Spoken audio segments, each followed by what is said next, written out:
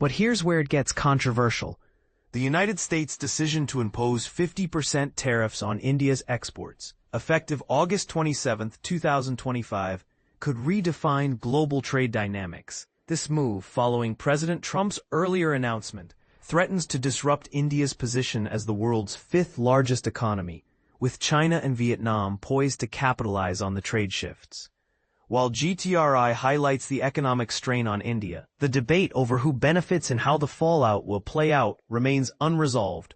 The draft directive, released by the Department of Homeland Security, specifies that duty hikes will apply to Indian goods shipped for consumption or withdrawn from warehouses after midnight on August 27, 2025.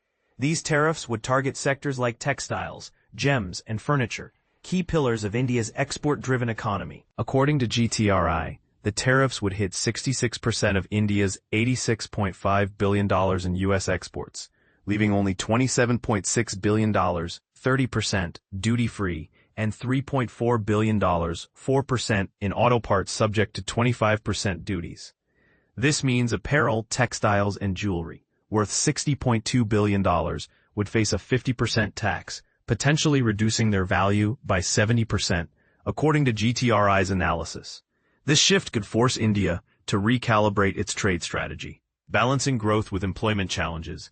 The report warns that a 43% drop in U.S.-bound exports by FY 2026 could lead to widespread job losses, particularly in labor-intensive industries. However, nations like China, Vietnam, and Mexico may seize opportunities to expand their market shares, even as the U.S. reevaluates its trade policies.